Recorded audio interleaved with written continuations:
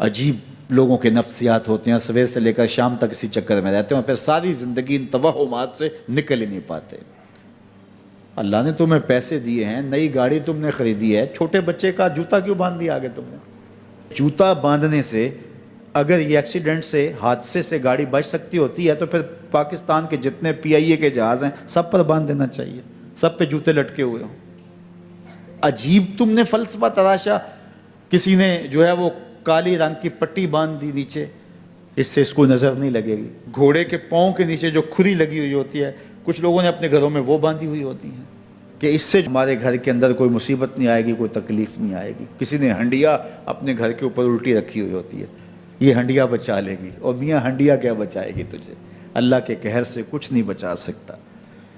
جب تمہارے اوپر کوئی مصیبت نازل ہونی ہے تو کچھ نہیں بچا سکتا۔ اگر بچنا چاہتے ہو تو پھر اللہ سے استغفار کرو، اللہ تعالیٰ کی تسبیح کرو، اللہ کی تحلیل کرو، میرے حضور پہ درود پڑھو، پھر دیکھنا کہ مصیبتیں ٹلتی ہیں یا نہیں ٹلتی ہیں۔ تو یہ خام خواہ کے رکیے، اور یہ عامل لوگ جو ہیں ان کا تو کام ہی یہی ہے، ان کا کام چلتا ہے لوگ ذوف الاعتقادی میں مبتلا رہیں، اور یہ کہہ دیتے ہیں کہ آپ کے خاندان میں ایک منحوس عورت ہے، یہ اس کا کیا ہوا ہے، تو کوئی نہ کوئی منحوس تو پہلے ہی انہوں نے طے کر رکھی ہوتی ہے، فوراً ذہن وہاں جا کلک ہو جاتا ہے۔ اس کا نون سے نام شروع ہوتا ہے، اس کا کاف سے نام شروع ہوتا ہے، اس کا جیم سے نام شروع ہوتا ہے، تو پورے خاندان میں کسی کا نام کاف، نون یا جیم سے تو شروع ہوتا ہی ہوگا، یا دوستوں میں، تو فوراً ذہن جو ہے ادھر منتقل ہو گیا۔ اب یہ بابا جی نے بتا دیا ہے، ہاں اس نے یہ بات کی تھی، کچھ باتیں یاد آنے لگیں، اس کاف سے شروع ہونے والے نام کے ساتھ نفرت پیدا ہو گئی۔ اس بابے نے نفرت کا کاروبار کیا ہے، اس نے تو 100 روپے 200 روپے لے لیے، لیکن دو انسانوں کے اندر نفرت ڈال دی۔ اس کا گریبان کل قیامت کے دن پکڑا جائے گا۔ ان ملنگوں کے پاس، ان ذوف الاعتقادی کو پھیلانے والوں کے پاس کبھی نہ جاؤ۔ تمہیں مصیبت پڑی ہے، تمہیں لگ رہا ہے کہ شاید میرے اوپر جادو ہے، تو پڑھو نا سورہ بقرہ، جادو جڑ سے اکھڑ جائے گا۔ 40 دن اپنے گھر میں سورہ بقرہ پڑھو، برکت ہوگی۔ کہتے ہیں مولوی صاحب 40 دن تو نہیں پڑھی جا سکتی، 2.5 پارے، ہمیں کوئی تعویذ ہی کر دیں۔ ہم شارٹ کٹ چاہتے ہیں نا، روزانہ صبح 2.5 پارے سورہ بقرہ پڑھیں، یہ تو ہم سے نہیں پڑھی جائے گی، تو آپ کوئی تعویذ ہی لکھ دیں۔ کاروبار میں برکت نہیں، میں کہتا ہوں پڑھو نا سورہ واقعہ، 3 رکوع ہیں، برکت ہوگی۔ ہم کہتے ہیں ہمیں تعویذ ملنا چاہیے، بس وہ ہم گلے میں رکھ دیں، بٹوے میں رکھ لیں، پرس میں رکھ لیں، اور ہمارا کام ہو جائے، ہمیں کچھ بھی نہ پڑھنا پڑے، ہمیں وضو تک نہ کرنا پڑے، نماز نہ پڑھنی پڑے، اور برکت ہو جائے۔ ایسے برکت تو نہیں آتی۔ اس لیے چھوڑو ان کی جان، آؤ قرآن مجید پہ آؤ، آؤ سجدوں پہ آؤ، آؤ دعاؤں پہ آؤ۔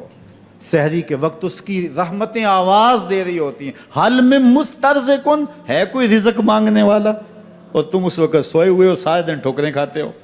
آؤ نا اس وقت جھولی پھیلا کے، ہاتھ پھیلا کے کہو مالک تو جھولیاں بھر دے، تو پھر دیکھنا کبھی کمی نہیں آئے گی، عطا فرمائے گا۔ 70,000 لوگ ایسے ہیں جو بغیر حساب جنت میں جائیں گے، ان کا کوئی حساب نہیں ہوگا۔ اللہ اپنے کرم سے انہیں یوں ہی جنت عطا فرمائے۔ صحابہ نے عرض کی یا رسول اللہ صلی اللہ علیہ وسلم وہ کون ہیں؟ تو آقا کریم نے شرف میں کانو لا یکتوون، یہ وہ لوگ ہیں جو اپنے جسم پہ داغ نہیں لگاتے، مخصوص نشان جسم پہ لگا لیتے ہیں، یہ فلاں بزرگ کی نشانی ہے، یہ فلاں جو ہے وہ شہید کی نشانی ہے۔ اللہ نے جب تمہیں سالم الاعضاء پیدا کیا ہے تو اپنے بدن کو تم کیوں نشانی، اس نے ساری نشانیاں لگائی ہیں، اس کی نشانیاں اتنی پکی ہیں کہ اس نشانیوں میں فرق بھی نہیں لگتا نا۔ یہ تمہارے انگوٹھے کی نشانی ہے، 6 ارب انسانوں کو لے آؤ، نشان انگوٹھا لے آؤ، کسی ایک کا بھی نہیں ملے گا۔ یہ نشانی تمہارے رب نے لگائی ہے۔